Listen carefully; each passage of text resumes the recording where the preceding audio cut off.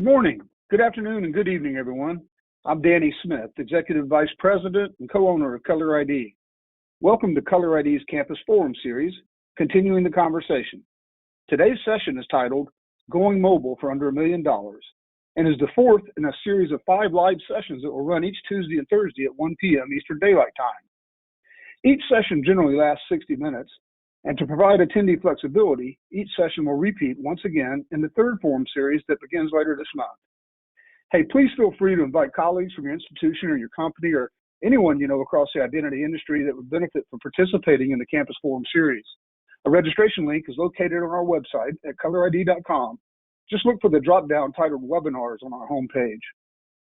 At the beginning of today's session, relevant to the institutional attendees, there'll be a Menti poll to learn more about the common challenges that you're now experiencing. It's simple to do. Just open your browser on a PC or mobile and go to menti.com. That's MENTI.com, and then type in a 6-digit code. We'll give you the code and explain more about that during the presentation. You know, it's really nice that we've been able to develop such meaningful relationships over the past 20 years, and we're incredibly grateful that we can come together and stay connected. And once again, we have a large group of identity industry attendees joining us today from all over the world. So as we say, whoever you are and wherever you may be, we welcome you. And we hope that you find the investment of your time of great value and encourage you to be interactive in these sessions. Leading today's technical discussion will be David Stallsmith, Director of Product Management for Color ID. And David brings a wealth of technical information from over 14 years of working with advanced identity solutions. Many of you know David and have worked with David over the years because he works closely with manufacturers and vendors and end users to promote the understanding of the complicated products and services that comprise our identification industry. He's contributed to the decision-making process at many universities, healthcare facilities, and government agencies as they considered acquiring contactless, smart card, mobile ID, and biometric systems. And since 2006, David has presented annually at the NACU conference and has also presented at NACUS's annual and leadership conferences, the European and Canadian Campus Card Users Conferences, and full-day identity summits hosted by some of the most prominent universities in North America. And joining David on today's session as moderator is Mark Deegan, Color ID's Corporate Marketing Manager. In addition to managing Color ID's marketing department for the past 16 years, Mark also juggles the duties of account representative for some of our most strategic partners, both customer and corporate. He's also a project manager for Color ID's banking-related customers.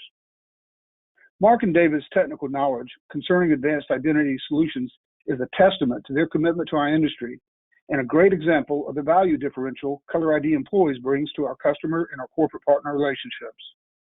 Now, just a few housekeeping items, we'll get started. Again, we really encourage these sessions to be as interactive as possible, so please utilize the question box to submit questions, and all the questions will be answered at the conclusion of the presentation during the Q&A period. In addition to asking questions, there will also be live polls throughout the presentation, so please participate in those and try to be as prompt as possible. Also, please note that Color ID's higher education team is listening in on today's session, and they're available for any questions or follow-up discussions. Just call or shoot your account manager an email. Also, reminder, everyone that completes the 5-session forum receives a certificate of completion and also a Color ID swag bag filled with some really cool stuff. Color ID can confirm everyone's attendance, so you don't need to do anything regarding that. However, each session does require a separate registration, so please make sure you've registered for all the future sessions. Hey, thanks again, everyone, for the privilege of your time and helping keep us connected. Now I'm going to turn this over to David and Mark to get started. David? Great, thanks, Danny. And welcome everyone to Mobile for Less Than $1 Million, that is. Since we're talking about mobile, let's just kick this right off with a word cloud that Mark will tell us about. All right, guys, welcome to today's webinar. First question that we're going to ask you guys is, how do you feel about your phone? Please go to menti.com and plug in that code that'll prompt you, 626770. So again, on your phone, PC, travel to www.menti.com. It's going to ask you for a code, 626770, and you're just going to simply answer this question. How do you feel about your phone? As we get responses getting sent in, we're start seeing them fly up on the board, and then the ones that are bold and larger are going to be bigger. So be one of those things where more people are submitting them. Dave, I'm not sure. I see something in the right-hand corner. Results are hidden. So I don't know if we can do that. It looks like we got 4 results so far. There we go. Awesome. Great catch. There we Mark. go. More controls No problem. that we know what to do with. Yeah, there exactly. Addictive, essential, love it, controlling, convenient, powerful, essential. So somebody else said essential, useful. Somebody else said useful. So the bigger words again are those folks that kind of feel the same way. Must have, distracting. Yes, I could relate to that one. I'm probably in that boat as well. Ubiquitous, yeah. Must have, powerful. I think I said that already. Always by my side. Always probably in my pocket, my hand. Yes. Controlling. Yeah, I think I already said that, but totally agree with that one. Cool. Well, I think that's probably a good start to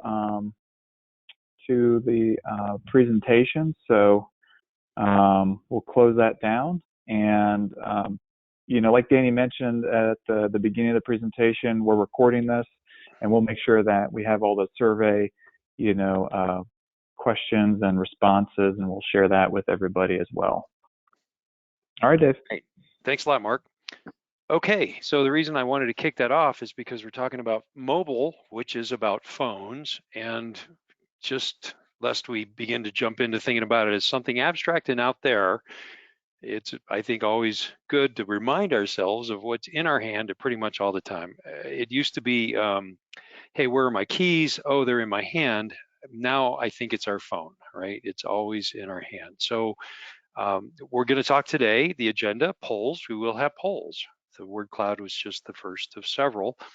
Then we'll talk about where is mobile today, components of mobile ID system, integrated solutions, a big deal around college campuses, and then our injunction, encouragement, suggestion to get started somewhere. So where is mobile today? And it is a broad discussion, and I'm going to take us back in time to 2012, NACU, and I did a presentation on card technology. And at the time, it seemed like if we're talking about ID cards on a campus, we probably had to talk about mobile because it was getting hot. And we were talking about near field communication, some really cool phones. The Samsung Nexus S and Blackberries had NFC. And we were all wondering when the iPhone also would get NFC. It kind of sounds like a disease, but it was a technical thing that we were really excited about. And then there were other ways to get NFC, because that's all anybody understood this at the time. You could put an SD card in your phone with an NFC chip in it, or maybe the SIM card would have that capability, or worst case, you could get a sled or case with the chip and antenna in it, and your phone would fit into it.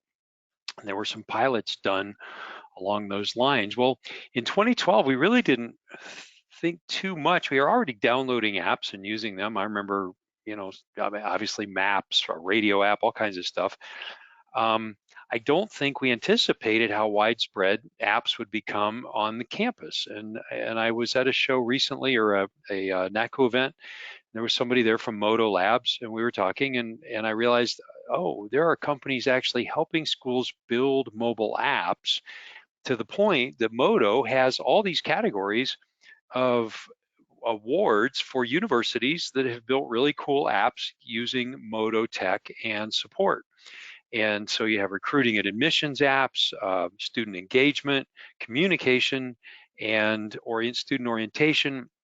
Those are just a few. And then you go to Guidebook EDU, and they have a whole suite of apps that can either be operated as guidebook apps, or any of these most likely could be written into a university looking app. And so schools now have mobile apps that are part of the student experience. Also, safety apps are a big deal. They're often offered by the integrated solutions. They provide emergency and event management. They may provide attendance, check-in, and of course, help is a very important feature. And then there are the third-party mobile transactions. And this is mostly around, well, a lot around food, because Starbucks and Chick-fil-A have their own apps. And Tap and Go, which is in Grubhub, if you're ordering ahead, and then Print Copy may have its own apps too to manage the print management system. So all of these apps that are coming out on campus, well, not all of them, but I think generally the idea is that they would be linked to your student ID through your one card system. But the fact is they are apps first from these third-party providers that provide these services, and then you're managing the payment for those apps through your one card system. So before we go any further, let's take this poll. Absolutely. So first poll question that we want to ask you guys is percent of campus transactions involving third-party apps. So please select one. We'll keep this train moving. We're getting some responses right now. Thank you everybody for being swift on this. Almost there. And perfect. Okay, close it down. I'm going to share it now, go over these with you guys. So 20 to 50% is 60% of the campus transactions involving the party apps. And then from 0 to 20%, 40% of you said that you're at 0 to 20%. So yeah, majority is kind of a little 20 to 50% for this group. Thank you very much, guys. All right. Yeah, interesting results. So apps are pretty, they're not dominant in this regard, the third-party apps, but they're certainly very present. And it's hard to imagine that's going to recede, because the vendors themselves are promoting their products and services through these apps in a way that, if everything were integrated back through a single portal, kind of limits each vendor's control. So it's just another way they're trying to get everybody's attention and dollars. So what makes a mobile transaction work? Now, the apps we were just talking about are all the phone communicating with a server somewhere or several servers. So those were not the actual transaction applications that most of the rest of this talk will be about. So what we're talking about now, though, is where we actually mimic the card with our phone.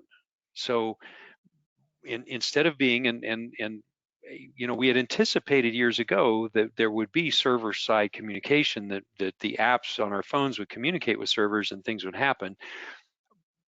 It still seems to be very important, and there are a lot of places where we need the phone to act like a card, and almost more than we expected in some ways. So the phone is communicating an ID number to a reader, just like a barcode on a card or a mag stripe or prox. And then the reader communicates the ID to the system, and that records the transaction, and it logs the amount of money that will be debited from your account, or it opens the door, or whatever that system controls. Presenting the phone to the reader accomplishes exactly what happens when you present a card to a reader on the same system. So there are three components to mobile use on campus in this manner, not in the full server side, phone to server, but rather in the physical world, phone acting like a card. There are three primary components, much like there are with cards. And the mobile credential, it is software. It sits on a phone. To make that phone look like a card, it has to have software on it that communicates with a reader. And it's going to communicate over, right now, primarily three different forms. There's NFC, near field communication, which is featured in Apple Pay. It's the thing everybody was waiting for, but Android also supports NFC. Bluetooth, which is largely used for access control right now, as using your phone like a card. It's going to be over Bluetooth to access control. until recently, and we'll discuss that. And then barcode, everybody's familiar with that. You have the Starbucks app, and when it's time to pay, you open the app, pay now, it generates a QR code, a barcode, and you hold that up to their reader. They recognize your ID from that barcode, and they everything about you in that transaction is authenticated, and your account is credited based on that if you had money in your account. Also, boarding passes, same thing. It's a barcode, and it's only good for getting you on that plane that one time at that one gate, but it's on your phone, which is pretty cool, and it works. Now, on the other side of the transaction is the reader. It needs to be able to read mobile credentials, so Bluetooth or NFC. And because these communications are encrypted, they need to be secure. There are keys that are used to encrypt, and those are often proprietary to the readers and then to the credentials. On the other side of the readers, so the readers know the keys, and they can communicate with the phone and decrypt the data coming towards the reader. On the other side of the reader needs to send that data, an ID number in most cases, to whatever the system is, point of sale terminals, door access panels, or print copying machines. The third part of the system is the mobile management system, because you have to get these credentials on everybody's phone. You don't just open a box and start handing out cards or have them come into the card office and print cards for them. You have to actually use software and networks to get the data to their phones over the air, OTA.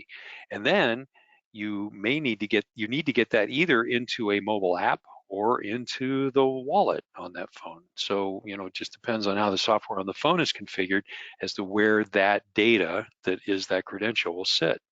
Then you got to manage the credentials, because there are changes. People may have access to these doors, and then in the next month they may have access to those doors. You need to maybe you manage the credential itself to give you access to different locations within your institution. Also, more importantly, you need to deactivate people who leave your institution, pause for some reason, or revoke, when they leave and they're not coming back. This is all part of the credential life cycle, just like cards. With mobile, maybe it's even more important because it's all managed virtually. It's over the air. You can't even see the card. So the mobile credential management system has to make sure that the readers can recognize the credentials, and it has to transmit those credentials to other systems that are going to also read them. So let's talk about the first component, the mobile credentials. Your phone looks like a card. Credentials started NFC, near field communication. Very broad language. It's close. There's a field of something, it's waves, and it's communicating over those waves. So it's kind of like saying prox. I mean, it's just that broad, but because it was codified as the name of the NFC forum, that has really stuck. And originally it was Sony, who made phones at the time, NXP, who made chips, NXP Semiconductors. They made the chips that went into a lot of phones, and then Nokia was also a phone maker. And they formed a consortium to make some guidelines so that phones could communicate with readers across a variety of hardware and software environments.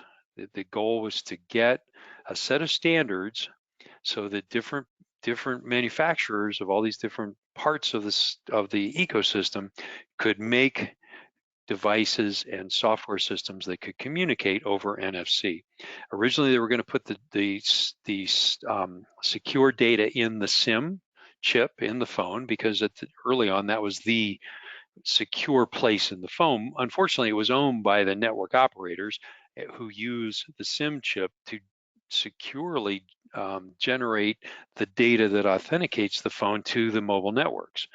And it turns out somewhere in there, it broke down, and the mobile networks either didn't want other people's data on their SIM chips, or they wanted too much money for it because they were going to lease that space effectively.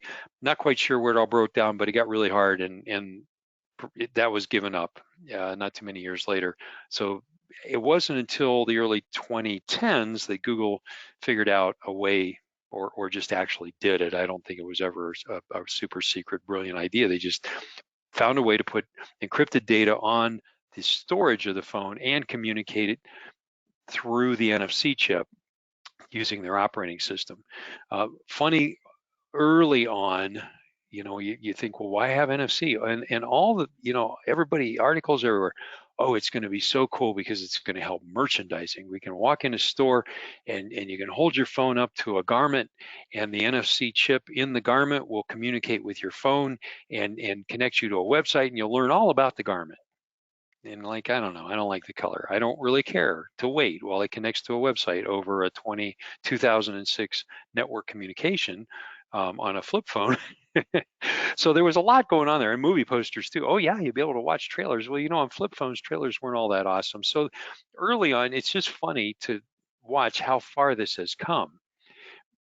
When transactions, I mean, going from the marketing and the consumer side of things um, to where NFC might really flourish and find widespread use, the next thought was, okay, we're going to do transactions with it, and financial transactions. Wouldn't it be cool? Walk up, tap your phone on a reader instead of having to carry and swipe a mag stripe, and that will, how many financial transactions, how much money, it can be secured by the software and the chips on the phone and communicate securely. I mean, what a great idea. The only problem is that Apple didn't want to do this. Google jumped right in. They created Google Wallet. They connected the operating system to the NFC chip, and third-party developers like HID and Allegion could make credentials for their access control readers using the NFC chip. That's how open Google was. Google's giving away their operating system in exchange, of course, for all the data they collect from all the people that use Google operating system everywhere in the world. But, for the developers, for the people who make the phones, they got the operating system for free, and Google maintains it and they improve it. It's kind of awesome. And they built the NFC support in there. Apple, on the other hand, they just wouldn't do it.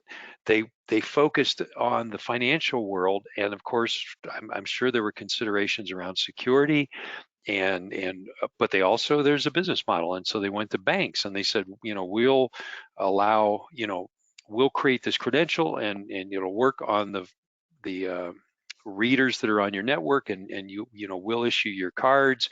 So they built this whole infrastructure around financial transactions, which makes a lot of sense because obviously there's a whole lot more money involved in credit and debit card payment than there is in opening doors, for example. So Apple went after the great big, the brass ring, and with Apple Pay, and it was, went well. I mean, payments business is huge. It just wasn't nearly as widely distributed. For example, Walmart and Target kind of early on wanted to do their own payment system. So they kind of, there was a lot of conflict among all these different people in the payment world because the stakes were pretty high. There's a lot of money to be spent and to be made there.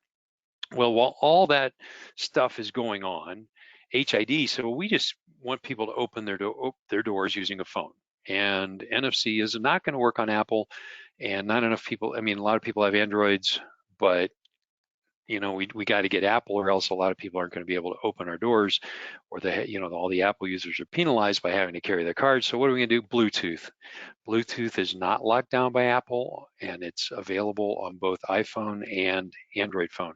So they just took the same credential technology essentially and ported it to Bluetooth, and so it communicates with both phones. It communicates securely. It has a better range by far than NFC. So even though it's an open channel, it's secure data, and it was a very good solution. That it just, I think, wasn't timed right. It was too early, and of course, it's not free either. You have to pay for these credentials. So they came out with it. It was available, and it just didn't get picked up all that much. Part of it, though, was on college campuses there are so many iPhones. And the schools knew that, well, I don't know if I'm not quite sure. There was a funny kind of reluctance. I mean, obviously cards are working. There was a perceived challenge in going to Bluetooth credentials. And so everybody kind of held off. And then the word came out, oh, well, Apple's going to be doing this. They're going to make their NFC available.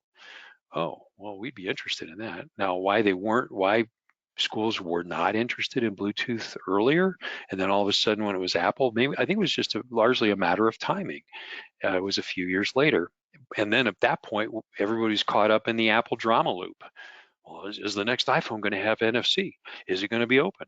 And it went on for, I think, till iPhone 6, right, where the NFC first appeared, and Apple played it. Well, not this year, not the 5. Okay, 6, yes, okay.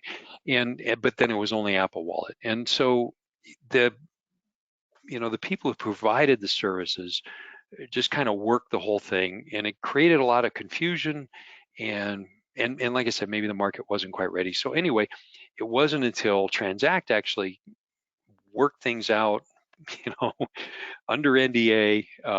Somehow everybody knew it was coming, though, that there was going to be an Apple Wallet solution through Transact, and then all of a sudden iPhone is there, and then Seaboard, because now Apple had been working with Transact and had become aware of the campus market, was now working with other one card system providers, and then all of a sudden it's now available from a number of these integrators.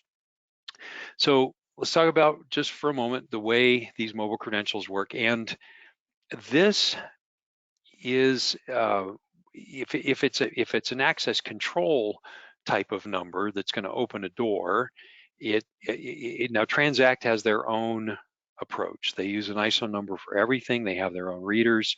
So if you're a Transact school and you're looking at mobile, then you just go to Transact and they'll take care of everything for you. They have it all set up.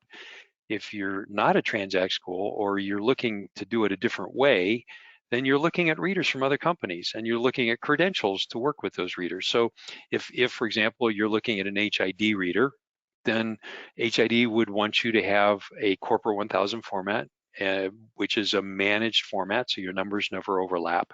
But other access control number formats can be used on mobile phones to work with various readers, just like on cards.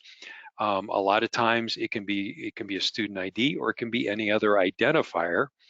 Whatever your access, or whatever the system is looking for in terms of a number or an identifier, it's the same as it would get from a card. Whatever you put on a card, you can send that over a phone. You can send more over a phone too.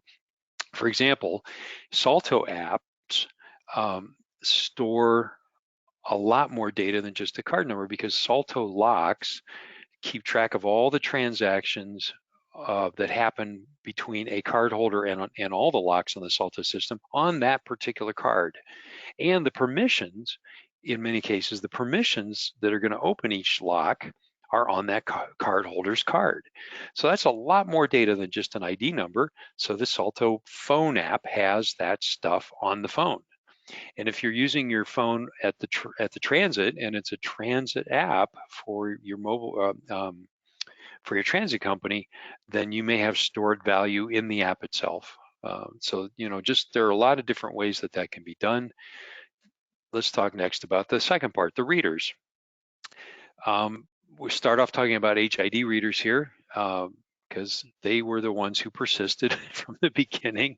They had a marketable product, and they pivoted. They had NFC, and then they added Bluetooth. So if you have iClass SE readers, which or multi-class, read Prox, read iClass, read some MyFair and some DeskFire, and you want to upgrade them, maybe you need the NFC firmware update to work with iPhone. Or if you don't have Bluetooth modules and you want to work with Bluetooth, you can add the BLE module to readers, two screws, the reader's in your hand, plug the reader in, and then you have to do some flashcards to adjust the firmware to work with that new module. However, HID does have a reader manager which communicates with the reader over Bluetooth, and that's the picture here on the right of a phone screen, ready to communicate with a reader. And now you can write keys, you can change permissions, various things at that reader without having to actually power it down and power it back up and present flashcards to it. The other thing is about Bluetooth, you get up to 8 feet of range, which is pretty cool for parking. But through the manager app, it can also be dialed down, so you don't have to have 8 feet on all your readers. HID has just introduced, they're the first one out of the gate of the couple of large reader manufacturers have been doing this for a while with a brand new reader, and their Allegion will be following shortly with a mobile enabled reader, we understand.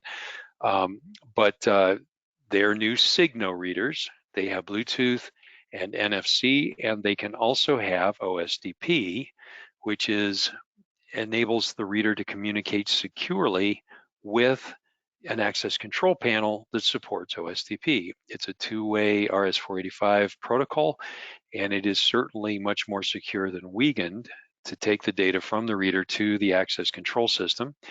But previous HID readers could only have either Bluetooth or OSDP. Signo can have both. Also, these readers have been optimized for mobile and new card types. For example, the CS card has a much better read range. We just did some testing at Color ID recently of the CS card, which has a very short read range on the iClass SE readers. On Signo, it reads more like a Prox card. So quite a bit of improvement in the read range for the latest contactless smart cards.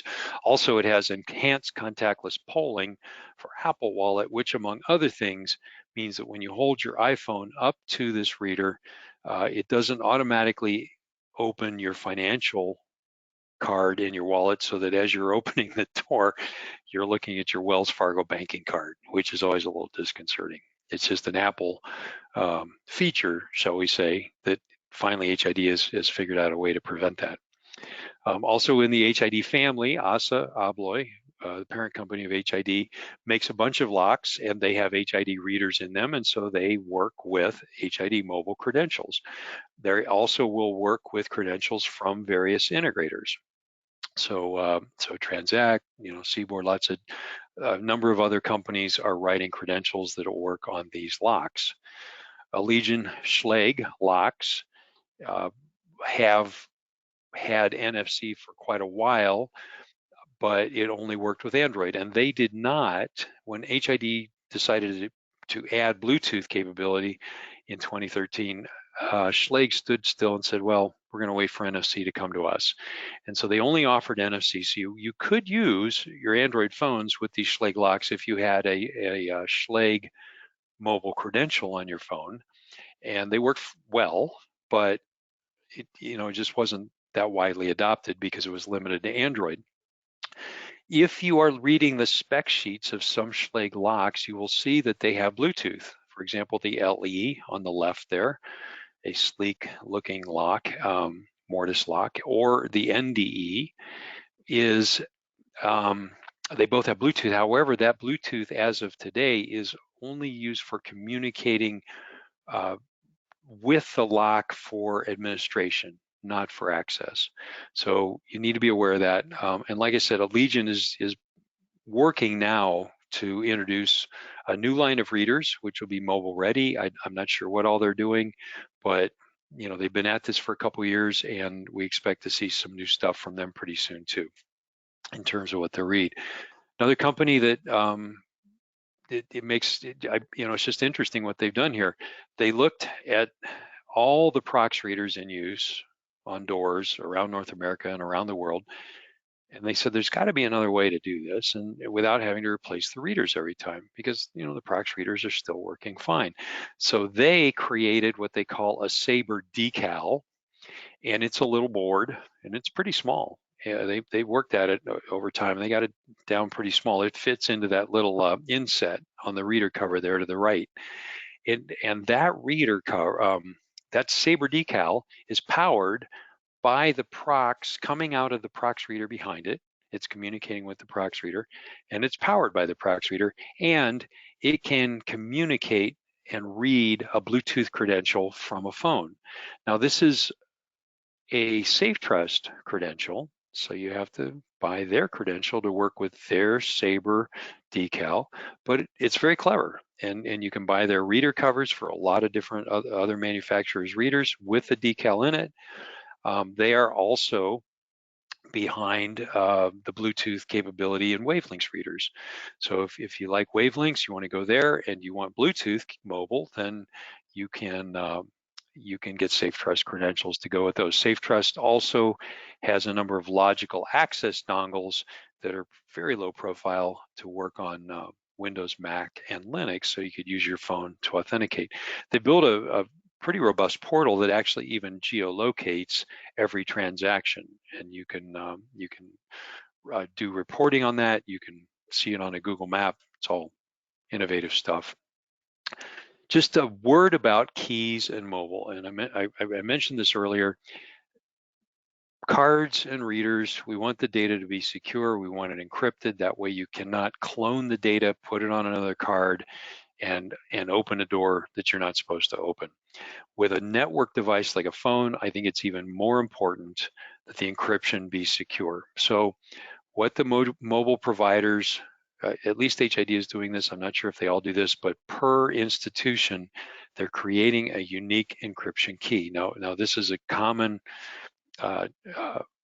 idea from the discussion of custom keys on cards, on DesFire and MyFair cards. Same thing in mobile. So, but from some of these manufacturers, you can't order a general key from the manufacturer for your mobile credentials. They will create a mobile key to encrypt the data between your users' phones and your readers. So it's something you need, you set up in advance. The process is all handled in the background. You agree to it, and then from that point forward, you order your readers with those encryption keys, and your credentials are delivered with those keys, or they can be the readers can be flashed with either a mobile app or with cards. This does, in some ways, create less interoperability between one manufacturer's credentials and anybody else's readers. But on the other side, a phone can carry multiple apps. So, for years we've had the conversation, well, can we add another chip to the card? We have procs, we want to add this newer chip. Yes, you can. It adds quite a bit to the cost of a card. Well, wait, we have three. We have this other system over here now. So we have a lot of customers that have 3 chips in their cards. So the cards are not inexpensive, as you can imagine. Sometimes to get all that technology in those cards programmed, they have to go to 2 different manufacturing facilities, one to program one chip and one to program the other 1 or 2 chips. So there's a lot going on there just to keep a card interoperable with several systems.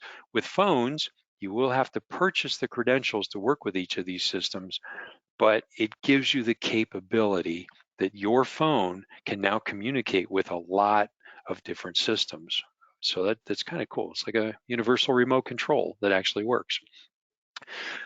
Serial readers for point of sale. So you want to, you've got these credentials on your phone. You want to use them now at your point of sale terminals, in the dining hall, maybe other places. There are a bunch of different manufacturers that make readers to read both NFC and Bluetooth. So OmniKey makes a reader that'll read their own Bluetooth credentials. It'll read a wide range of NFC.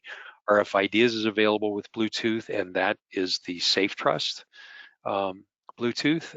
Identiv reads NFC.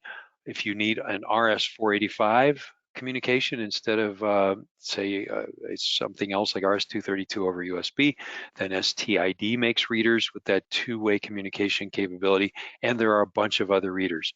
They come with a variety of plugs, and they are configurable. So one way or another, there's a way to get the data from your phone into whatever that device is. Now, some things like vending machines or gas pumps, great big pieces of hardware with iron skins can be hard to penetrate.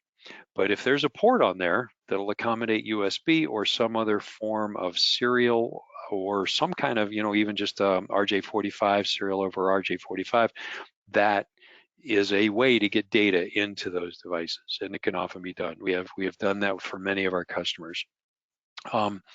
So just backing up a moment, NFC is a broad standard, and when you're looking at readers, a lot of times people say, well, I want NFC, and that means I want it to work for mobile, but then it needs to work with some other cards too. And so you just need to check what is supported on whatever reader it is that you're looking at, because there are readers that will read all of these right here in this list, and there are other readers that only read some of them. And you need to make sure that they read either card serial number or secure data, whatever you're trying to read, and the mobile credentials. You just have to do a little homework. The PDFs can sometimes be a little incomplete, and you might at the end need to do a little testing. So just keep that in mind. Mark, got a poll. Yes, we do. Alrighty. Next poll question, everybody. Would you consider mobile only with no cards? Let's see what type of responses we have on this one.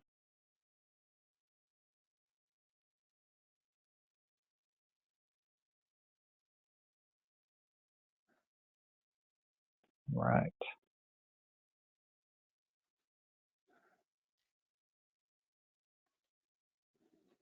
Thank you, everybody, for the quick response there. So 50% say yes, please. 30% maybe in a few years, and then 20% of you say no way. And yeah, this is a lot. It can be a little daunting, and there are, you know, to have a mobile only ecosystem would be that'd be crazy, right, Dave? Yeah, threatening. Both the people who provide card stuff and the people who use and make card stuff, right? And I think this is very much a COVID response here. I think even just a few months ago, if we were in Austin at NACU last month and we asked this question and none of this stuff had happened, I doubt very much we'd see yes, please, for half of the audience. I think that current events have really accelerated thinking on certain topics like this. And of course, over the air, what if you didn't have to make cards and ship them or go to your office and pick up the printer? What if you could just issue cards over the air? So this brings us to mobile identity management. This is an HID diagram of how their credential issuance works, and I use it because they were polite enough to make a pretty clean diagram that I could show and fill up some space in my PowerPoint deck here without having to make a new slide. But it kind of just shows you the process. The administrator says, I'm going to add this person to the unit or to our end user group, and then that generates an email through the portal, the HID portal, which then sends the email to the phone. You download a credential. I mean, you know, a number of different ways this happens, but the point is the credential, it starts on a laptop or a, you know, tablet or PC or whatever, and the credential ends up on a phone and people are getting through doors. So that's the issuance, and it's pretty much that way across the variety of people who offer mobile credentials. But I'm going to use this as an example and go through these quickly here. HID's ORIGO mobile portal is their latest iteration. It's their current version of their mobile credential website where you go to issue credentials. And so you create a user, you load an email, you invite them to download the app and to load the credential, and then you can check and you select which credential they're going to get. And then over at the phone, this is what they see. Welcome to HID Mobile Access. Click on the link, do this stuff. Depending on how it's integrated, you may or may not need to go back and copy the key that's going to allow you to download securely that mobile credential. And then in the admin panel, you can check and you can see, oh yeah, it's okay. They loaded it, they're good to go. They, you know, now they have their credential. They should be able to do whatever they need. And then there's a dashboard that shows you how many credentials you've issued and what's going on with them, you know, kind of a general reporting tool, and there are more reports available also. And over on the user side, on their phone, they have a number of different configuration settings if their administrator has allowed them. For example, you can turn on twist and go, which is what releases the long range when you know, they built this thing in and it senses the accelerometer in the phone. You tip the phone, and all of a sudden that releases the long range credential, and you can turn that feature on and off. For example, unless your administrator has not enabled that. And then you can also revoke as an administrator. You can go into anybody's account on the ORIGO portal and revoke the mobile ID. Click on a link, boom. And that's what shows up on that user's phone. As soon as you click that link, that ID is gone. So that's all pretty cool.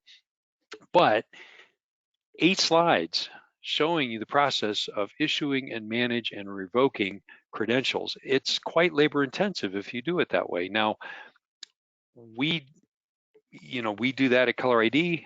We don't have thousands of people in our organization, and it works well enough for us.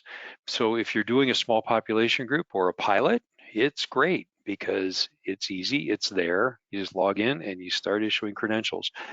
But if you are trying to do this for a large group, then you need an integrated solution. And who provides that? Well, the one-card integrators. Obviously, Transact has their way of doing this, not with HID. Well, they actually do offer HID integration now. Seaboard, TouchNet is building it. Atrium has some stuff going on.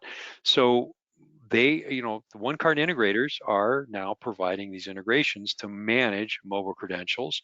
Also, identity management platforms like HID Safe and some others are integrated to issue and manage the life cycle of these credentials and access control systems. Linnell and some others have integrated HID, or has Linnell? Some have integrated HID mobile, and you can actually do it from your access control system. The color ID approach is this is conceptual, and the reason we've went to the trouble, Mark spiffed up. I did a back of the cocktail napkin sketch, and Mark turned this into a really cool diagram. The idea here is that your one card system provider can handle all this mobile stuff, and you go to them and you can purchase the whole thing, soup to nuts, from them. But if you're looking for something different or a different way to either issue, manage, whatever, there are some products that some are nearly available and some will be available very soon. And we see that as kind of an identity management layer, that brown cloud in the middle there.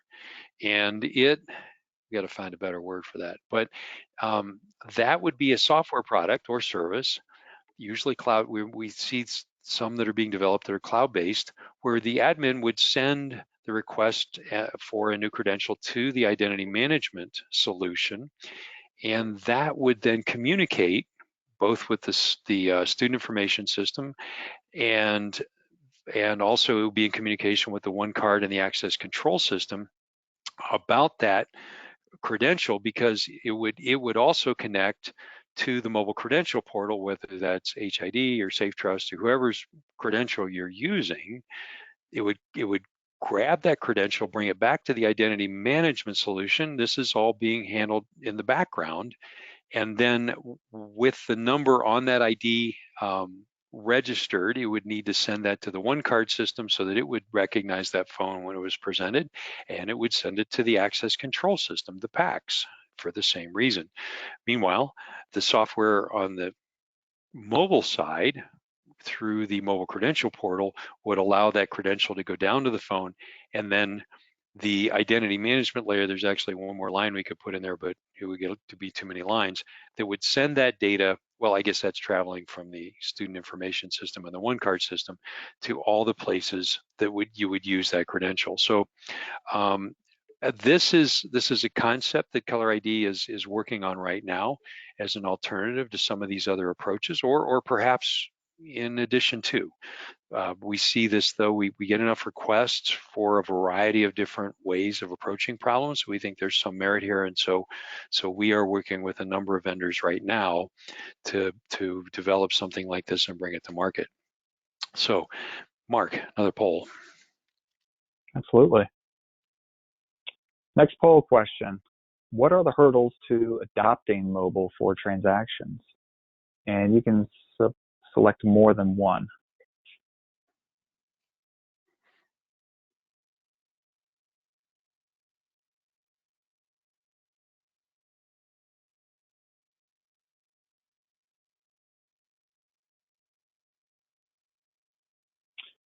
All right, keep this moving. All right, sharing this now. So 78% say cost, 56 lack of support from admin, 22% uncertainty due to current events. That is troubling. So yeah, the one on the support from administration, that is something that is definitely, you're not alone there. I mean, campuses are broken up into silos, and if you don't have buy-in from all those different silos, then yeah, you can be that's a tough project to tackle without their help. So, all right, Dave. Thanks, Mark. Yeah, that is a big deal, and of course that impacts cost too. So that is the one constant in discussing mobile. Why don't you have mobile yet? And the first thing everybody says, well, cost. I mean, there are a lot of other reasons, but imagining how you're going to pay for this stuff is a challenge in itself. So what are the business model? Okay, so let's go back. There are these three components of the mobile system, and when it's time to put it in place, what do you do? Well, you have to, first of all, you have to buy new readers and or upgrade existing readers. Then you need to buy, in most cases, unless you've developed your own, or if your one card system has offered you mobile credentials for free built into their fee for all their services. But either way, you have to get mobile credentials to work with the readers, and they usually are annual subscriptions, which is why they call licenses. And then at some point, if you're working with large numbers, you almost certainly need integrated mobile ID management. You don't necessarily have to do that for getting started for pilots or smaller implementations. And that's a big hurdle in itself, if that's part of the cost. What if we want to start this? Well, if you want to start with your one card system, maybe you have to install a whole new system to make that work even for a small number. So, integrated ID management, but it is absolutely necessary right now that your mobile system is integrated with ID management, because that's the only way Apple is allowing access to their wallet. So you can't, and even if you wanted to use Google Wallet, you don't have to. You can. That's why manufacturers have their own standalone apps. But for sure, if you want to use that NFC chip in Apple, in iPhone, then Apple is only allowing that through the integrators. So that's their business model, and there's no way around that. The one card integrators provide everything: the credentials, the readers, the management, transact. It's all their stuff. And in fact, they even make their own credentials. CBORD offers HID and Allegiant credentials, which means that CBORD has to purchase licenses from those companies and then resell them to the school as part of their integrated solution. It's not just a money play. There's support and integration and development at every step. So there is a cost to the companies that offer these, but CBORD is offering stuff that is built by somebody else.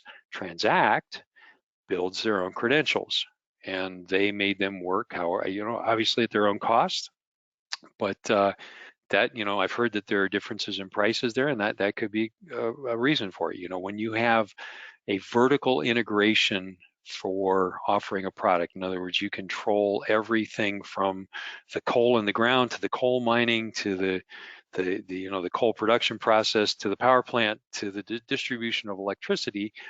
You have control of all of that because you own everything involved there. Then you control the price of each component. If you're working with outsourced or third-party or contracted providers at any of those steps, then you have to pass their costs along. So those are all just part of the business model, what's going on there. Atrium is developing also a mobile solution, but there's a little bit of fake news on the Apple site. Your students might go to the Apple site someday and say, well, why don't we have phones? And if they search on that, they'll get exactly what I did when I went to the Apple site through a Google search. And it says, use student ID cards in wallet on your iPhone or Apple Watch. And you have to read into this pretty well, down to the second last line: the solution used by your school card office to confirm identity and generate secure passwords. You need that. Oh, well, what does that mean? I don't even know what that means. That means you have to have an integrated solution. that allows you to use these credentials. So even on the Apple site, they're not right up front about saying, by the way, you don't just get to use this credential anytime you want, wherever you want. Your institution has to have a contract with a solution provider that has made an agreement with us and probably paid us some money. So again, business model and Apple, I don't want to say they're disingenuous, but they sure didn't make it up front. This only works with the following integrated solutions. They did not do that. But they are expanding, and I assume over time that will all soften and merge, and eventually it'll go away. But that's where it is right now. Other approaches, some universities have actually integrated the HID ORIGO mobile platform into their websites and their mobile apps. And so by using Bluetooth, they avoid the NFC limitation from Apple. Some schools use the access control system to manage their HID mobile. And now that Allegiant and HID both support the Apple Wallet, you need to flash the readers, but again, it has to be through the integrator. Other companies that provide Bluetooth and have been for a while, Linnell has Blue Diamond. They issue the credentials from OnGuard to phones, and these are what their readers look like, and they read a bunch of different cards. SALTO, I talked about that. They have a mobile app, and it will communicate with the lock, and it will do just what a card does in terms of the way SALTO needs to work with its media. So what do we know? Well, obviously there's strong interest in mobile access and payments. Cost is an obstacle. There are many options. Replacing hardware and getting things integrated can be big projects. And we also are seeing a lot of schools that kind of sat on MagStripe and didn't bother to go anywhere beyond MagStripe, and then they have now the capability to go to mobile. They didn't spend any money upgrading their card tech or their readers for a long time, like 20 years. Well, they should have some money, or maybe they have some money, not should, but maybe they're able now to say, well, we didn't spend this for the last 20 years. Now we can spend a little bit on Get Mobile. And mobile apps, like I said before, they can be the universal remote that gives you access to a lot of different systems, and then over-the-air issuance. I think that's a big part behind the instant, or the people who said, yes, please, we want mobile. Yeah, it's because you can issue over the air. So how can you get started? Obviously, executives at universities need to be convinced that this is worth spending money on. Your students already get it. They know it. And eventually their voices will be heard. But another way of helping, I think, is to get started with a pilot. Just get 100 credentials of whatever. What kind of lock or reader do you have on your campus? Get the credentials that work with those. And if you do this outside of, you can go to your integrator and talk to them and see what they might be able to offer in terms of this. But depending on how they respond, you can just do this on your own. You might need just a couple readers and 20 credentials. But if they're on the right doors and the right people are using their phones every day to go through their doors and to make some payments, this could be influential. People begin to see, oh, it works. This is cool. I don't have to remember a card. I don't have to pull my wallet out. My phone was in my hand anyway. I don't even have to turn my phone on. I can just hold it up from black screen and the door will open. So everybody wants to try the new thing. Give them an opportunity. When 2 to 3 years, it could happen much more quickly, but over that is a reasonable period of time. Start upgrading your readers. The goal here of this is to keep it under $1 million. Well, that's readers cost about $200 or so. You can pay somebody $200 to replace each reader, or maybe you can find a way to do that yourself. You can make arrangements with your integrator or identity management support. Get the word out at your school. We want to start doing mobile. Talk to the students. Whatever. If you really want this to go, it can be a little marketing program. If you're in the card office, you're not at the top of the pile in terms of making decrees, but you do have a lot of connections. Card offices are very well connected. And one thing for sure is be aware of how much has changed in just the last 18 months. 18 months ago was right about the time Transact introduced the Apple Wallet solution with NFC. and it had to be full compliance, and we heard numbers of millions of dollars to integrate or to just implement those solutions. Already, the full compliance seems to include some things that are out of scope, so maybe you don't have to be 100%. I mean, you know, the Apple is softening a little bit. Android is being supported by integrators. HID and Schlage now both have Apple NFC support. So in the next 18 months, what's going to happen? So if you start making plans, you start moving in that direction, by the time you get 18 months out, this is virtual technology. This stuff can change fast. You know, you don't have to make a lot of hardware to make this work. So just start thinking that way. Yeah, look for opportunities, and I think the future will be here before we know it. So last poll. All right, Dave. Well done. So how soon would you like to go mobile? Everyone's chomping at the bit, I'm sure. Let's see what everybody thinks.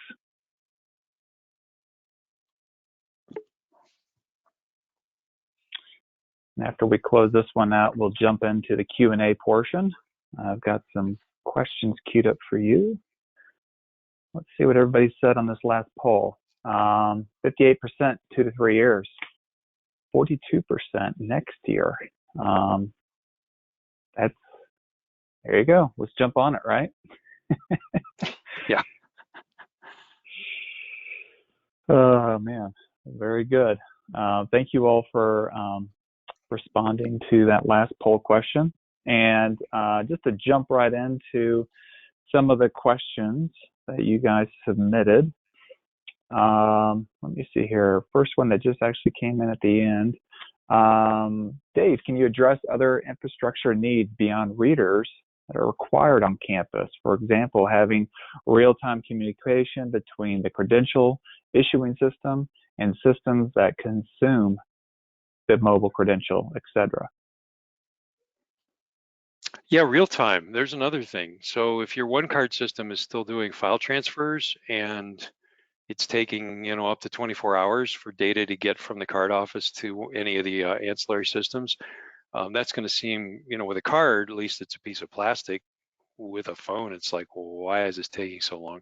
So, you know, again, it's either your one card system, however you're moving that data. If your one card system is getting it where you want it in time, that's great. But if they're not, then that's why we're looking at Caller ID, why we're looking at identity management solutions that could sit in between the source of truth, those student information systems, and all the other systems, including the one card system, and do things like manage some of this data movement and processing. So it's crucial. We have to move the data around, because if the systems are, again, just like a card, getting an ID number from a reader, and that's how the system is identifying the transaction, then that number has to be known or the transaction won't happen. So data has to move quickly. That's important for sure.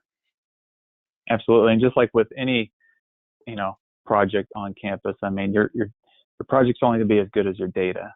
So if your data is not good, then you can probably take a guess at how well your project's going to be. So let's see here. Are mobile credentials reusable?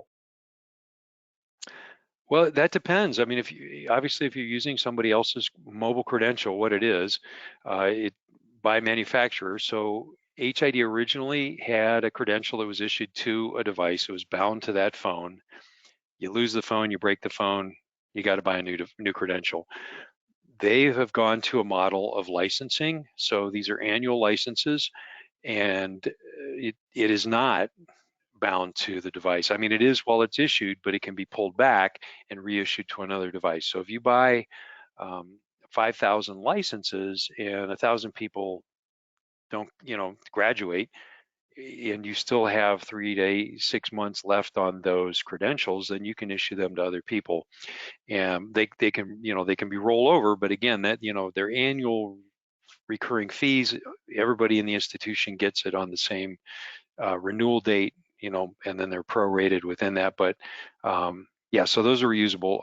We'll see what Allegiant comes out with when they come out with their new solution, and then however you're integrated, if you're buying these through your one card system as an integrated solution, it's up to them how they're going to manage it too. So again, it's a business question. Obviously, the technology is there to do it any way somebody wants to do it. Thanks, Dave. So who's going to support cardholders when they have issues with the mobile phone and their credential? Is that the campus card office? Is it IT? Is it caller ID? Who's the first line of defense there? Well, yeah, that's a really good question. And some of the presentations I've attended from schools that have already implemented mobile, they're in the Transact world, they're saying, well, we just hardly have any problems, which is awesome. But in the case that you would have some problems, I guess the school would need some way of responding, but you also work that out with your vendor, because if you're paying your vendor for a credential and an infrastructure, you need to come to terms with them in terms of what you want to do. Like if you can handle questions between 9 and 5 in the card office, or if you have a ticket system through ServiceNow or whatever, great. But if you just really don't want to answer questions, then you need to have your vendor or somebody supply support. So again, business decision, and it's all real new. So we don't even hardly know what the questions are yet, but we'll all figure it out as we go. I think it'll be the department that says not it first, and then it just kind of goes down to the next department, right, for support. The buck stops where? Yeah.